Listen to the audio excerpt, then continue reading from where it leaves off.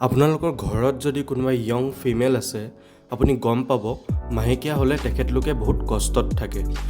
হঠাৎ সিহঁতৰ খং উঠিব হঠাৎ দুখ লাগিব আকৌ হঠাৎ নৰ্মেল হৈ যায় আটাইতকৈ ডাঙৰ সমস্যা হৈছে পেট বিষ আপোনালোকে কেতিয়াবা এটো জানিব চেষ্টা কৰিছেনে মাহেকীয়া হ'লে ছোৱালীবোৰৰ মুড সুইংছ কিয় হয় বা ইমান পেট বিষ কিয় হয় এই ভিডিঅ'টোত আমি এই প্ৰশ্নবোৰৰ উত্তৰ জানিবলৈ চেষ্টা কৰিম আৰু শেষত আমাৰ সমাজত মাহেকীয়াক লৈ চলি থকা কিছু অন্ধবিশ্বাসক লৈও কথা পাতিম নমস্কাৰ বিজ্ঞান চেনেলৰ এটা নতুন ভিডিঅ'লৈ আপোনাক স্বাগতম ডিছমেনৰিয়া কি হয় ডিছমেনৰিয়া হৈছে পেইনফুল পিৰিয়ডছ ছোৱালীবোৰৰ মাহেকীয়াৰ সময়ত ইনটেন্স পেট বিষ হয় ইয়াকে ডিছমেনৰিয়া বুলি কোৱা হয় মাহেকীয়াৰ সময়ত সৰু সুৰা পেট বিষ হোৱাটো নৰ্মেল কথা কাৰণ এইটো সময়ত ইউটেৰাছ কণ্ট্ৰেক্ট কৰে মানে কোচ খাই যায় যাতে ব্লাড ৰিলিজ হয় ইউটেৰাছ হৈছে ফিমেল ৰিপ্ৰডাক্টিভ ছিষ্টেমৰ এটা মাস্কুলাৰ অৰ্গেন মাহেকীয়াৰ সময়ত এই ইউটেৰাছৰ পৰাই ব্লাড ৰিলিজ হয় কিন্তু কিছুমান ছোৱালীৰ জোখতকৈ বেছি পেট বিষ হয় আৰু নৰ্মেল মেডিচিনে ভাল কৰিব নোৱাৰে এনেকুৱা চিটুৱেশ্যনত ইমিডিয়েটলি ডক্টৰৰ লগত কনচাল্ট কৰিব লাগে এতিয়া অলপ মেনষ্ট্ৰুৱেশ্যন হাইজিনৰ ওপৰত কথা পাতিম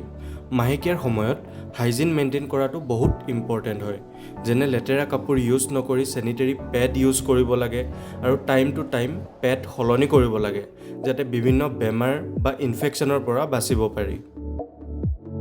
মাহেকীয়াৰ সময়ত মুড সুইংছ কিয় হয় আপুনি ন'টিছ কৰিছে চাগে মাহেকীয়াৰ সময়ত ছোৱালীবোৰৰ হঠাৎ খং উঠে দুখ লাগে কিবা খাবলৈ মন যায় এইবোৰক মুড সুইংছ বুলি কয় ছোৱালীবোৰৰ শৰীৰত ছেক্স হৰম'ন থাকে মেইনলি ইষ্ট্ৰজেন আৰু প্ৰজেষ্টেৰন মাহেকীয়াৰ সময়ত এই ছেক্স হৰম'নকেইটাৰ লেভেল হঠাৎ বাঢ়ি যায় আৰু হঠাৎ কমি যায় মানে ফ্লেকচুৱেট কৰিব ধৰে যাৰ জহত চেৰ'টনিন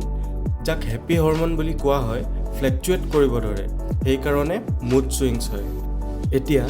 আপুনি দেখিছে চাগে মাহেকীয়াক লৈ বিভিন্ন অন্ধবিশ্বাস আমাৰ সমাজত চলি আহিছে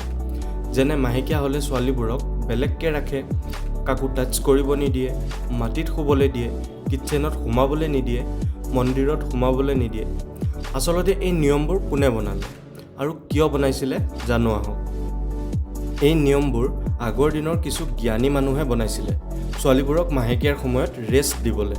কাৰণ মাহেকীয়া হ'লে ছোৱালীবোৰে ব্লাড ৰিলিজ কৰে যাৰ জহত সিহঁত দুৰ্বল হৈ যায় সেইকাৰণে এইটো সময়ত সিহঁতক একো কাম কৰিবলৈ নিদিয়ে যেনে ভাত বনোৱা হওক বা ঘৰৰ বিভিন্ন কাম হওক এইটো সময়ত সিহঁতক ৰেষ্ট দিয়ে কিন্তু আজিৰ দিনত মাহেকীয়া হ'লে কিটচেনত সোমাব নোৱাৰাটো এটা নিয়ম হৈ গ'ল কিয় নোৱাৰে বুলি যদি আপুনি সোধে তেতিয়া আপুনি এটাই উত্তৰ পাব নাপায় পাপ লাগিব এই নিয়মবোৰ কিছুমান মানুহে ডিছক্ৰিমিনেশ্যন টাইপত মডিফাই কৰি দিলে যোনবোৰ নিয়ম আগৰ দিনৰ মানুহে চাইণ্টিফিক ৰিজনৰ কাৰণে উলিয়াইছিলে সেইবোৰ আজিৰ দিনৰ মানুহে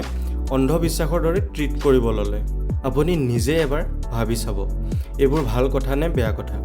এই ভিডিঅ'টোৰ পৰা মই আপোনালোকক এটাই মেছেজ দিব বিচাৰিছোঁ যদি আপোনাৰ ঘৰত কোনোবা ছোৱালী আছে দেন মাহেকীয়াৰ সময়ত সিহঁতক প্ৰপাৰ ৰেষ্ট দিয়ক আৰু কেয়াৰ কৰক আশা কৰোঁ এই ভিডিঅ'টোৰ পৰা আপুনি কিবা শিকিব পালে লগ পাম এটা নতুন ভিডিঅ'ৰ সৈতে আজিলৈ ধন্যবাদ